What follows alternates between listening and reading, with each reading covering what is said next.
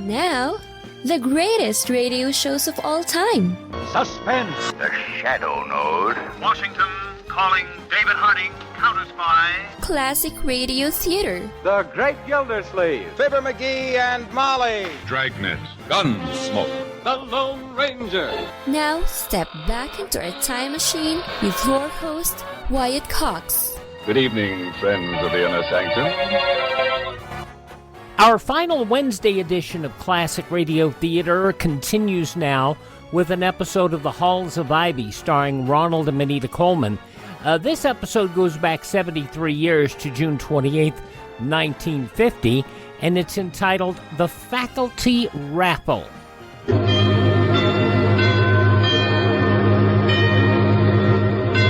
Ladies and gentlemen, the Joseph Schlitz Brewing Company of Milwaukee, Wisconsin presents The Halls of Ivy, starring Mr. and Mrs. Ronald Coleman.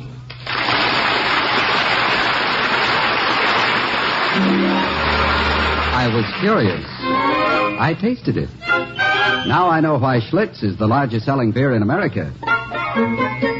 No wonder it's the beer that made Milwaukee famous. If you like good beer, you'll find it pays to be curious and learn about Schlitz for yourself. And now, The Halls of Ivy.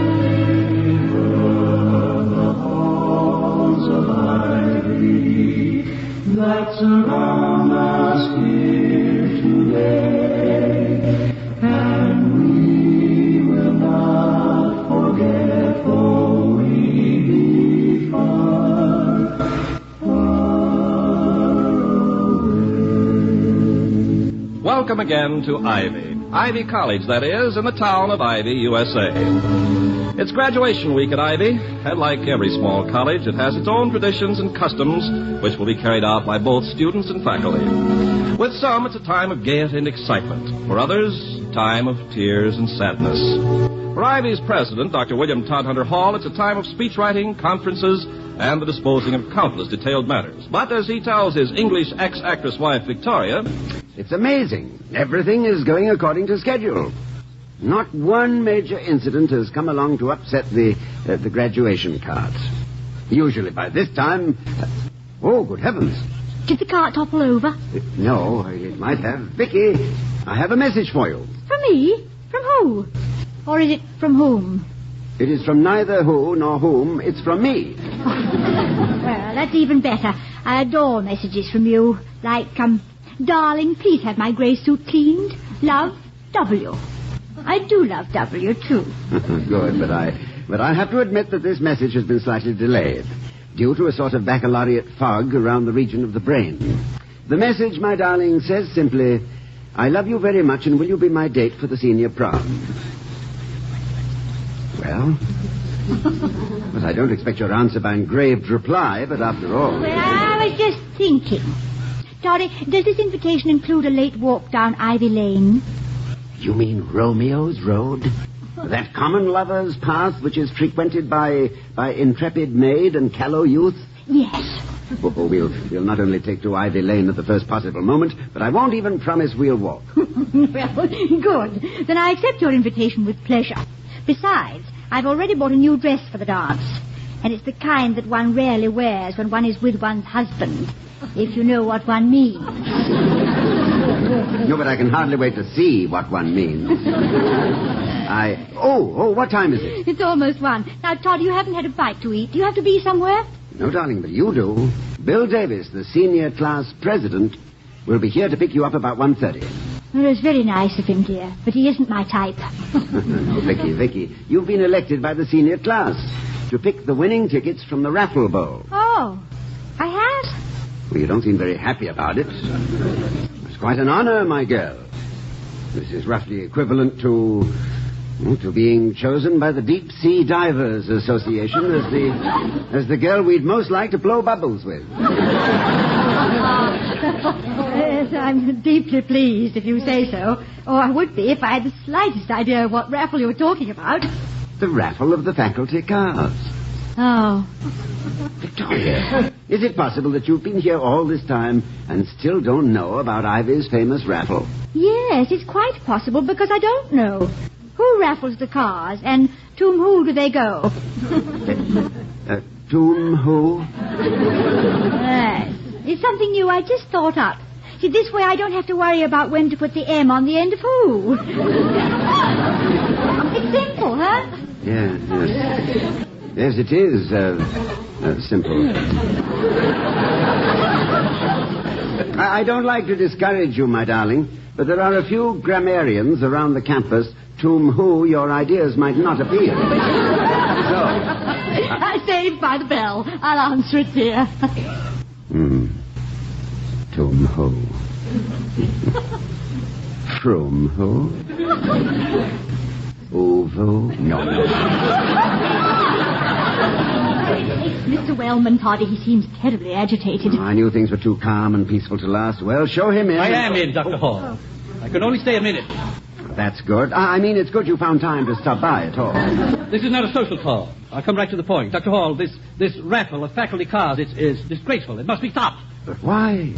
The money is used for a legitimate purpose, to defray expenses of the senior prom. I participated in it during my senior year at Ivy, didn't you? Of course I did, but under protest even then. I am opposed to gambling. Are you really, Mr. Wellman? I understood you'd done very well in stock market speculations. Market speculations? Business investments? That was purely business, Mrs. Hall. Sometime I'd like to have your views on the National Lottery, Mr. Wellman. And don't tell me we don't have one every 4 years. Do I understand that you consider this traditional Ivy Raffle gambling? Isn't it? I'm sorry I wasn't here when the game started, but what do the winners win? I still don't know. The use of the faculty members' cars, Vicky, for the night of the senior prom. And the use of the faculty member who owns the car. Our good professors, all reduced to the positions of mere vassals, being forced to act as chauffeurs for students who could just as well walk, who might better walk. Mr. Wellman... Yes, Dr. Hall. You are making a mountain out of a money-raising project. I have never heard any faculty member complain about this custom. Quite the contrary. They enjoy it. Oh, I realize that the amount of money that is bid on each professor's car might possibly reflect on the esteem in which some of them are held, but I still I didn't expect you to be sympathetic with my viewpoint, Dr. Hall. I fully expected antagonism, but I do expect to use every ounce of my influence to abolish this raffle, starting with this year. Goodbye. Don't bother to show me out. I can find the door myself. Well, he found the door. Now the question is, can we? What an unpleasant little man. Is it true that he crawled out from under a flat rock, William? Well, we might say that Mr. Wellman's presence at Ivy is due to the fact that the Board of Governors, in their search for executive material, left no stone unturned. By the way, has he any logical objection to the faculty raffle? I mean, reasonable. Mr. Wellman objects to everything, on principle. Especially if there's the slightest chance that the thing he's objecting to might give someone a little enjoyment. I suspect that in his babyhood, someone snatched his pacifier away and left him with lips permanently pursed. With him, happiness is just a thing called off. And the only fun he ever has is seeing that no one else has any. Yeah, that's a masterly bit of character analysis, Doctor. Well, is there anything he can really do, though, about the raffle? Oh, not this year, anyway. He's starting his reform movement much too late. I wonder who'll win our car. Oh, no. The president's car is never raffled. Incidentally, I hope the service station brings it back pretty soon. It'll be back at 4:30 p.m. on the dot. Mal said so. Mal? Who is Mal? It's a new garage in Ivy. Mal's garage. I took it there to be serviced because I like those signs he puts up all over, you know? The happiest cars in town are maladjusted.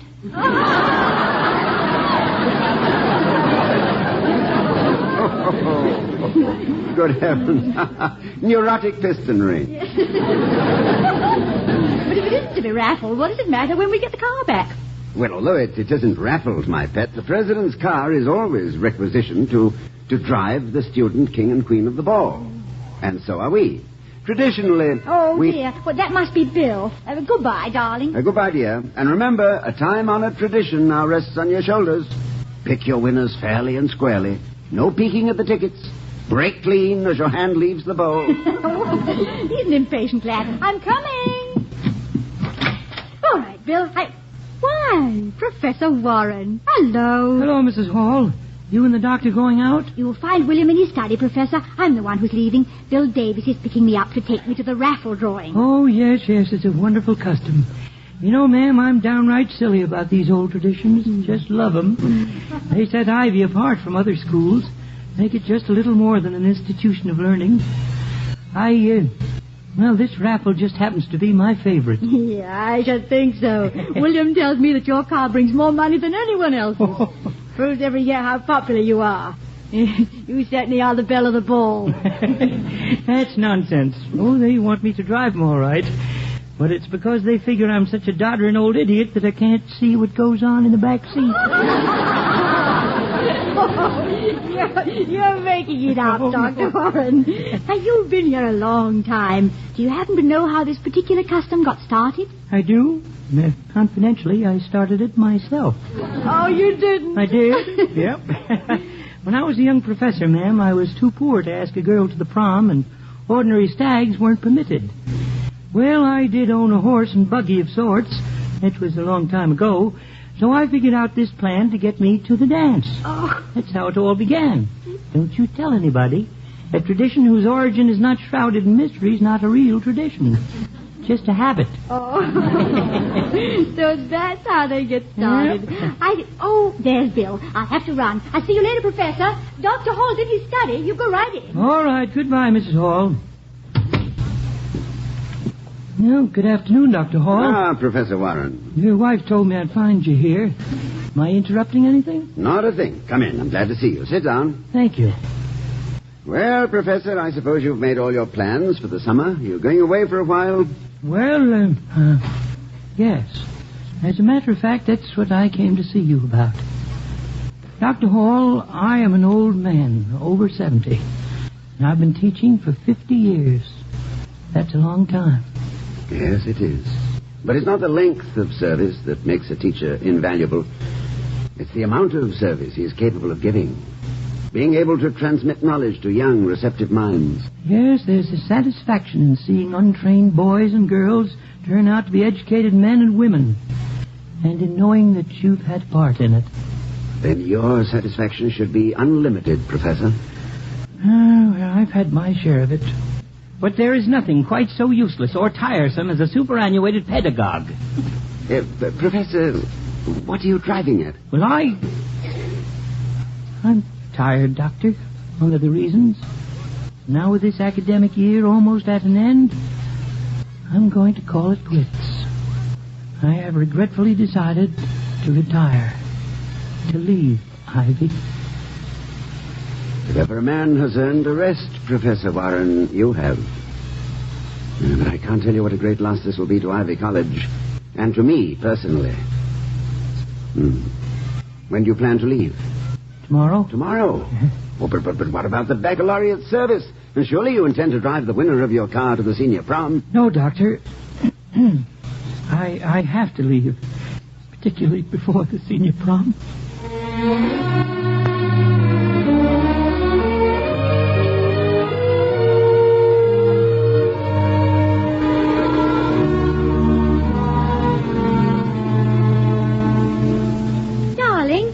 What's the matter with Professor Warren? He passed Bill and me on the street as if he didn't see us.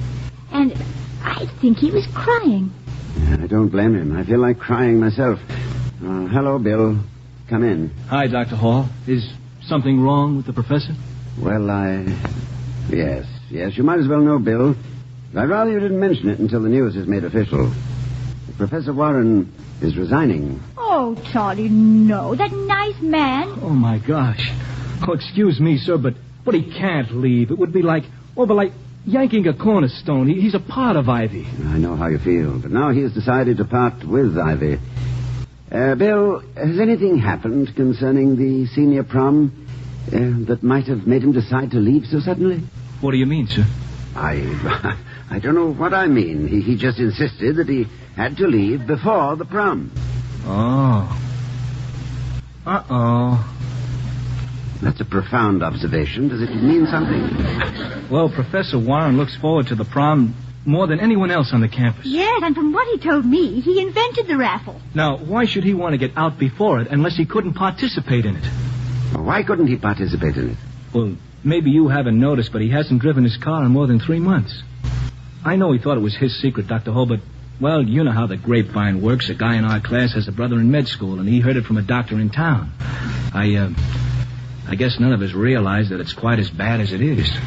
As bad as what is? Bill, what are you talking about? The professor, sir. He's going blind. Oh, no. It doesn't seem possible. Professor Warren, going blind. A man who has spent his whole life lighting the way for others, now being inexorably taken into darkness. Bill, sit down. We must talk about this.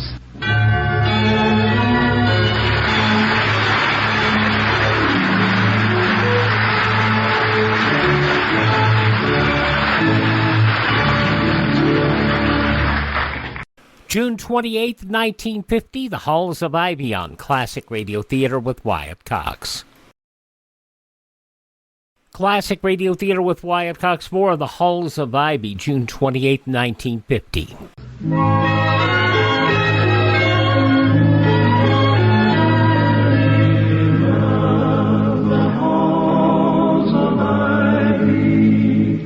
That surround us here today. And now back to Ivy. It's late afternoon, but the gloom of night has settled over the Hall home. For the past hour, Dr. Hall has been pacing the living room floor. If I could only think of a way to handle this. Warren is such a proud man, and he's gone to such lengths to keep this a secret. We'll have to do something. What did the eye doctor say? He said an immediate operation might save his sight. Oh, that's wonderful. He must have it done right away. Yeah, it's an expensive operation, and he's the type of man who would rather go off and hide in some dark corner than ask for help. Well, but Toddy, the college would help him, wouldn't it? I mean, finance the operation? Yes, of course. I would see to that. But that's just it. Sometimes, unless you can find exactly the right way to be helpful, it is more charitable to be unhelpful. Well, if anyone can find the right way, you can. I have no doubt about that. Vicky, what was that you said when Bill was here? I said a great many things. Yeah, but this was something that struck a responsive chord at the time. But I know, you said that the professor had invented this raffle. Yeah, he told me that he was the one who started it with a horse and buggy. Is that so? Yeah, he was enormously pleased with himself about it. Is that so? Toddy? You've got an awfully funny look on your face. Well, it's purely a muscular reaction due to the process of thought. Victoria, it is a proven fact that the face, like gall, est divisa in partes tres. To pure a Caesarean cliché. While this triplicity is not particularly evident when the face is in puris naturalibus, it is... Yeah, now back up there, Doctor. Back up. It isn't that I don't enjoy hearing you make little Latin sounds. But what does all this foreign double talk mean? Roughly translated, it means that I'm perching precariously on the edge of an idea, and I would rather topple over the side of it naturally. I don't want to be pushed. Well, I won't even give you a nudge. Oh, Vicky, you're the most amazing woman I know, and the least inquisitive. No, not the least inquisitive, darling. I am the woman who has her inquisitiveness the least encouraged. Well, have patience, my darling. I think my idea is beginning to erupt. First thing I have to do is make a phone call. Ye old livery stable, Norman talking. This is Dr. Hall of Ivy College talking. Hi, Doc. How's the bookie business? The what? Well, skip it, Doc. It's a gag, see? Yes, I do see. Norman, do you happen to have a fairly presentable horse and buggy in stock? A what? A horse and buggy. Well, it's a livery stable, isn't it? Well, yeah, Doc. Yeah, but like what's his name Shakespeare said, what's in a name, hey?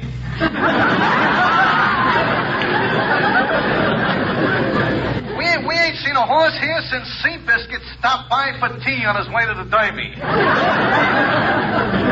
Ye old livery stable. It's a sort of a whimsical name, you know?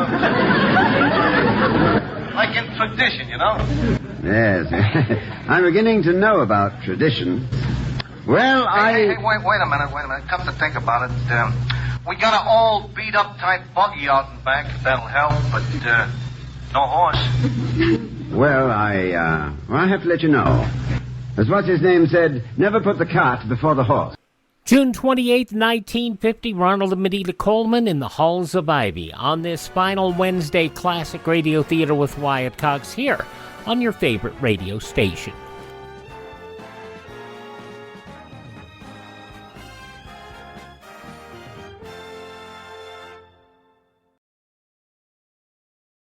Just going to take a minute here to tell you about the big savings going on now, the clearance sale at MyPillow.com. And you know, I've talked about how in my office I have a pair of My Slippers, and they're really comfortable, and they're on clearance right now. The MyPillow.com slippers, $25 a pair, limit 10. And I would buy 3 or 4 more pairs. Unfortunately, they're out of my size. They also have sheets, pillowcases, clothing items, all on special right now. Go to MyPillow.com, click on the clearance tab at the top of the page, use my promo code Wyatt, or call 1-800-928-4715. Limited sizes remaining in the MyPillow slippers, limited colors on other items. MyPillow.com, clearance tab, promo code Wyatt, 1-800-928-4715.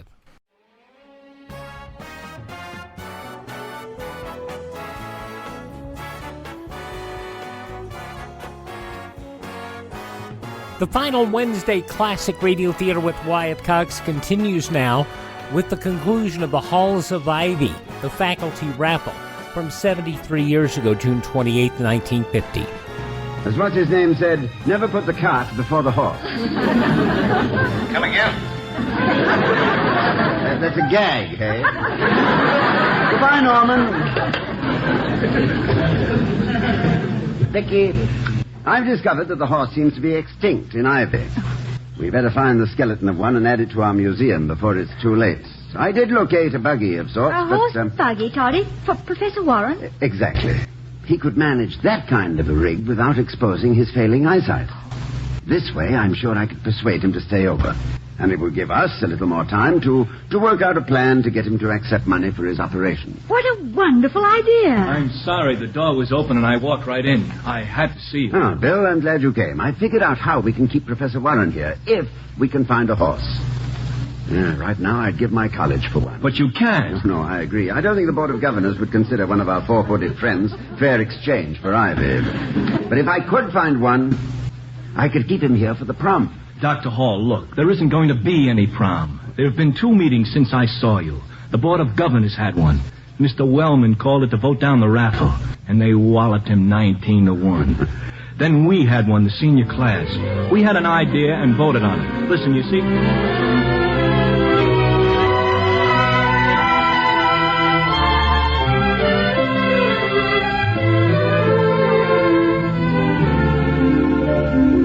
That's the story. What do you think of it? I think it's magnificent. It's the most sensational thing I ever heard. Well, what are we waiting for? Let's get busy. What time does the professor's train leave? About 8, I think. You know the Ivy local. Always on time. The engineer's time. I'll check to make sure before tomorrow night. And I'll call the livery stable right now. And, oh, the horse. Don't worry about that, Doctor. You get the buggy, we'll take care of the horse. Well, I hope you're not being over-optimistic, but I'll leave that up to you. And, Vicky, will you call the professor and ask him to dinner tomorrow? Dr. Hall, you will make sure that he really plans to leave town. Oh, Bill, after what you just told me, I'll make his plans. He'll leave town if it's the last thing I do.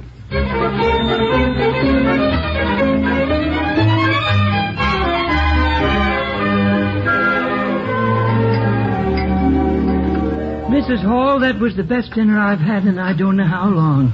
You know, I concoct the worst meal ever cooked up by man. Oh. You're just lucky that I'm leaving and can't return this invitation. Well, you're not leaving yet, Professor. There's still over an hour until train time. Have some more coffee. Thanks, but I think I'd better be on my way. I have a few things to do. I thought I might walk across the campus. Oh, no. I mean, don't tire yourself out, Professor. You have a long trip ahead of you. Yes, but I thought I might see a few of the students.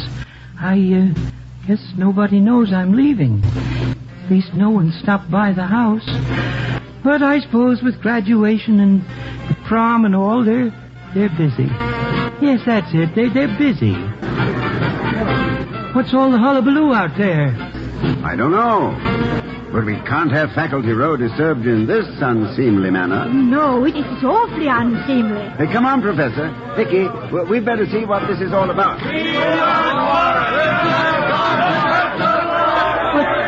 But I don't understand all this. Well, they seem to be cheering for you, Professor. Me?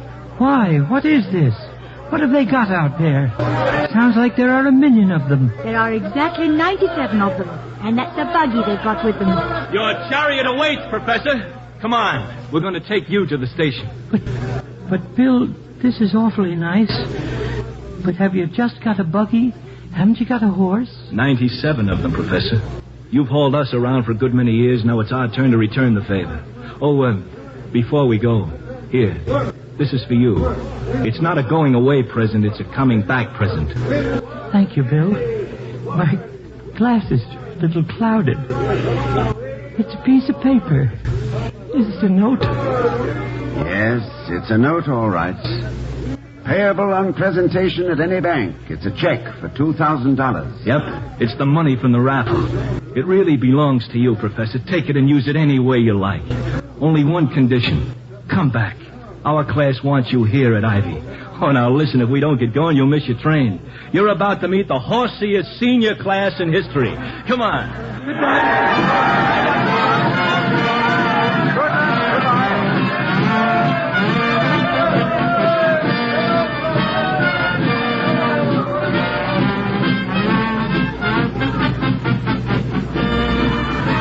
Oh, dear, look. The whole senior class harnessed up, pulling the buggy. Yes.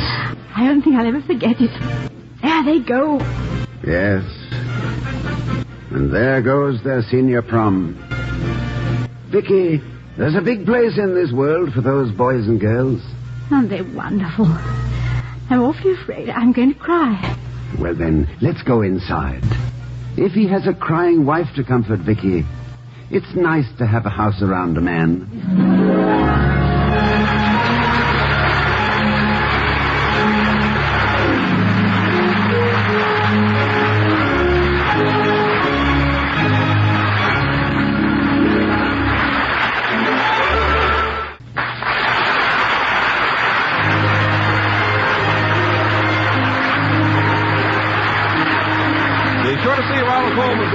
Champagne for Caesar. We'll be seeing you next week at this time at the Halls of Ivy, starring Mr. and Mrs. Ronald Coleman. The other players were Herb Butterfield, Arthur Q. Bryan, Peter Leeds, and Sheldon Leonard. Tonight's script was written by Cameron Blake and Don Quinn. Music was composed and conducted by Henry Russell. The Halls of Ivy was created by Don Quinn, directed by Nat Wolf, and presented by the Joseph Schlitz Brewing Company of Milwaukee, Wisconsin. Ken Carpenter speaking. June 28, 1950, the Halls of Ivy on Classic Radio Theater with Wyatt Cox. Okay, this will be the final episode of Lum and Abner dealing with the motion picture theater that Lum and Abner put together, the Pine Ridge Planetarium. And thanks to Ted at RadioMemories.com for all of these shows. This episode, June 28, 1935.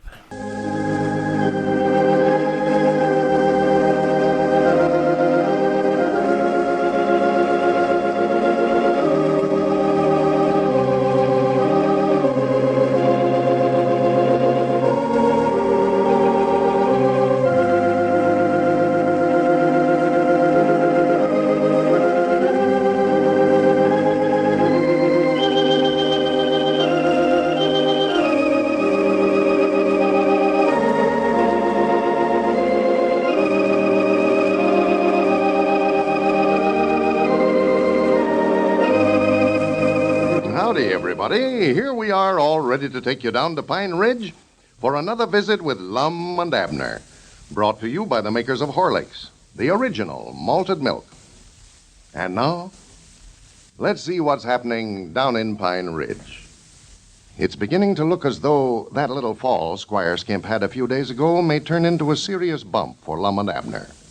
The old fellows received notice from his attorneys yesterday that he was bringing suit for personal injury against the Pine Ridge Planetarium for $1,000 in damages. As we look in on Pine Ridge today, we find Lum and Abner over at the Jot 'em Down store in a serious discussion with Dick Huddleston. Listen. Well, sir, I still don't see how he could expect to collect no damages from us. We never pushed him down or nothing. Ain't our fault if he's so awkward he can't walk down the aisle over there without falling down. Well, he received those injuries near theater, though, Lum. That makes you and Abner liable. Makes us what, Dick? Reliable. Don't you know nothing about law matters at all? And what, Dick? Well, it just looks to me like he's got a pretty good case against you if he takes it to court. Well, he's going to take it to court all right. Ain't no doubts about that. That letter we got from them lawyers yesterday said they was bringing suit against us. Well, what I mean, though, Lum, if I was you, I'd get hold of Squire and have a talk with him. See if you can't effect a settlement out of court. You mean just pay him something and not take it to court, huh? Well, I don't like to advise you on those things, but that's what I'd do. I believe you'd save money by it, because if it goes to court, why, you've got the expense of a trial, and you're more likely to lose it anyway. Well, I don't believe he's half as bad hurt as he's letting on like he is in the first place. No. Doc Miller says he's examined him all over, and he can't find a thing wrong with him.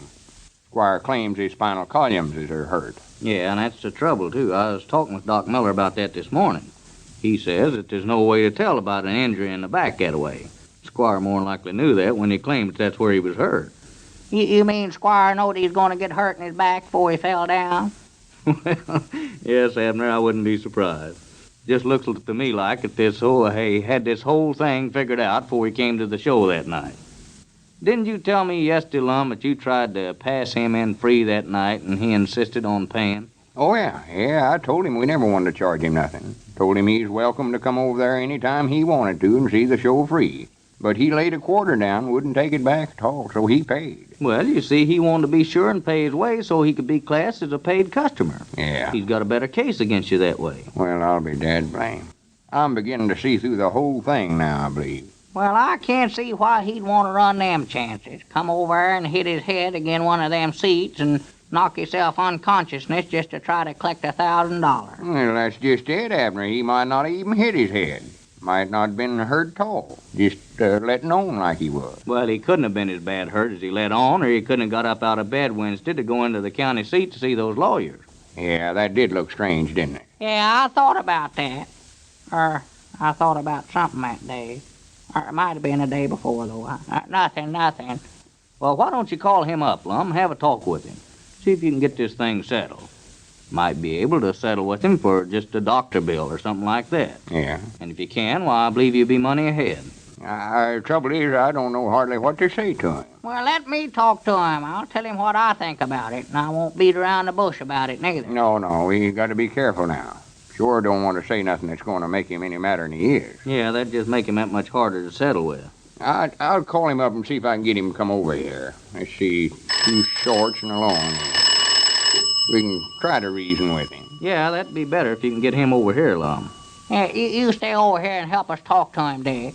No, I'd rather not get mixed up in it, Abner. I'd be glad to help you fellas all I can, but you better do the talking to him yourself. Hello? Yeah. Skimp's place? Is the Squire there, Mrs. Skimp? I asked him to step to the phone, please, Mom. All right, I'll hold it. So that's why he's been acting so nice here late. Just a snake in wolf's clothes, that's who he is. Him and his fancy watch fob.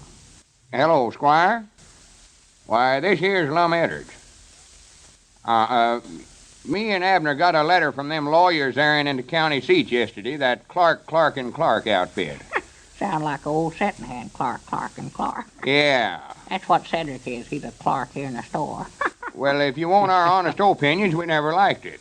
And that's what I'm calling you up about. They said you was suing us for $1,000 for getting hurt over at the picture show. Uh-huh. Well, we'd like to talk it over with you. I wonder if you wouldn't like to drop over here for a few minutes. Well, good. Well, we'll be looking for you.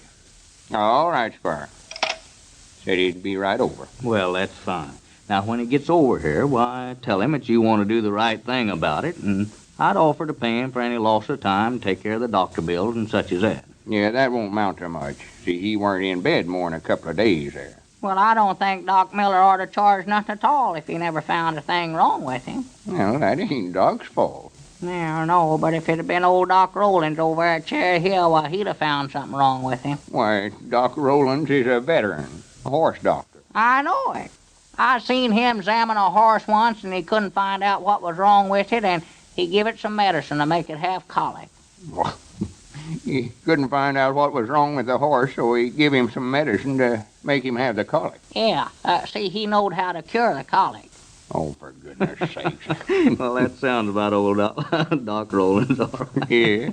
I wish Doc Miller had to give Squire something like that, too. Yeah, I do, too. Well, I expect I better be going, fellas. Squire to be here directly. Well, Dick, don't rush off now. No, I've got to go along. Well, we sure thank you for your advice. I don't know what we would do if we never had you to lean again in time of trouble. Oh, well, that's all right, Lum. I'm afraid I'm not much help on this. Well, let me know how you come out with him, though. Oh, yeah, I'll run over to your store there quick as we get through talking with him. Well, good luck to you. Well, much obliged. Yeah, so long. I doggy, that Dick's all right feller, you know. Oh, yeah, he's fine. Yeah. Now, Abner, when Squire gets here, you better let me do the talking. You know how high-strung you are. Always drapping and losing your temper. You say something and then it'll spoil everything. Yeah, I do fly off in the handle terrible, don't I? That's what I say. Yeah, I might forget myself and scare him clean out of here. Just jump on him and beat the everlasting daylights out of him. That's my trouble. I don't know my own strength. Might hurt him so bad we'd have to pay him $2,000 this time. Maybe $3, I don't know. I get so dead. Wait a minute. Here he comes. Well, now, don't tell him what I said, now. I might make him mad. I won't. For, you know, if he got mad, he might not want to settle it out of court, don't you see? Yeah, I see. Besides, I was pretty mad, and a feller say things when he gets mad that way he don't half mean. I might not have meant none of it. So if I was you, I don't believe I'd say nothing to him about it. I told you I weren't going to say nothing about it. Fact is, I never even paid no attention to what you were saying. Well, good. It wouldn't do no good, no how. Wait a minute, here he is. Well, howdy, Squire. Hello, Squire, old boy. Glad to see you. Come on back and sit down. Yes, thank you, man. How you feeling? Oh, I'm gradually getting my strength back, Lum. You're looking fine. Yes, I guess I look a whole lot better than I feel. There's a narrow escape I had there. You'll never know how I suffered. I wouldn't go through that again for $10,000. Well, I thought you just asked $1,000. Shut up, Abner. What was it you wanted, Lum? You know I'm a busy man. My time's valuable. Well, we got that letter from your lawyers yesterday saying you suing us for $1,000, and I just thought we could all three sort of get together and talk it over and settle it out of court, maybe. Yeah. Me and Abner wants to do the right thing about it. We're just as sorry as we can be that it had to happen. Well, being sorry, Lum, won't mend my shattered nerves, you know. I feel that I've offered a very generous settlement. If you men hadn't have been such old friends of mine, I'd never settled for such a paltry sum. Well, Squire, $1,000 is a lot of money, especially to me and Abner. We want to do what's right, but we're getting along in years, getting old. It'd just be about all we could do to scrape up that much money, and if we did, it'd mean giving up our picture show or our store here one. You don't want to take the case to court, huh? Well, we figured we could save hiring a lawyer and all that if we could settle with you out of court. Mm-hmm. We're willing to pay your doctor bill and pay for what time you've lost if you figure it's worth anything. Well, I'll tell you what I'll do then. Us being such old friends, I don't want to hold you men up. I've instructed my attorneys to ask for $1,000 settlement.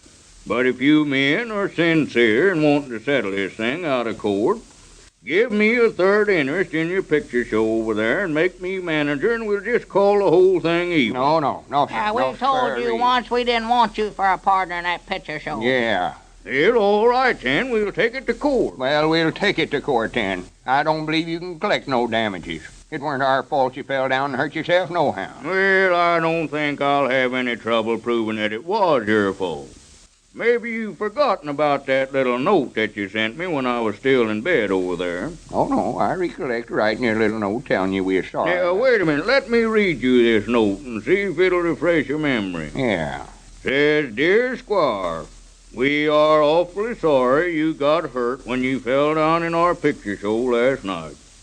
We feel bad about it, 'cause we know it's our fault for not having more lights in there so that you could see where you was going.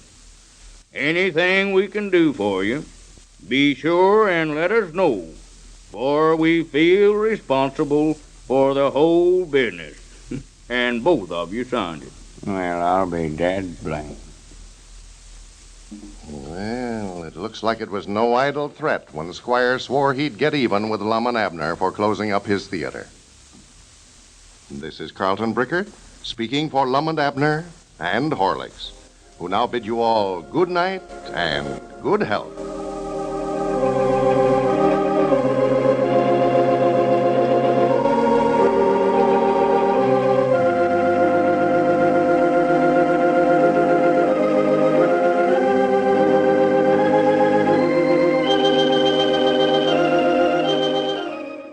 And as Friday is our last day, and today was Friday on June 28th, 1935, we won't have any more of these in our last 2 days of these. I've got a couple of other Lum and Abner shows coming up, thanks to Ted at RadioMemories.com. RadioMemories.com, June 28th, 1935, Lum and Abner. Ted's got these excellently restored shows, so check it out at a very reasonable cost. RadioMemories.com. I want to once again thank everybody who has been kind to us, and we appreciate all of your support. We appreciate your emails for supporting us for all these years of Classic Radio Theater with Wyatt Cox. The website will remain up, classicradio.stream, and our podcasts will remain up for the foreseeable future. That's classicradio.stream. Thank you so much for tuning in, and thank this radio station for carrying us, won't you please? The greatest radio shows of all time, Classic Radio Theater with Wyatt Cox, on your favorite radio station.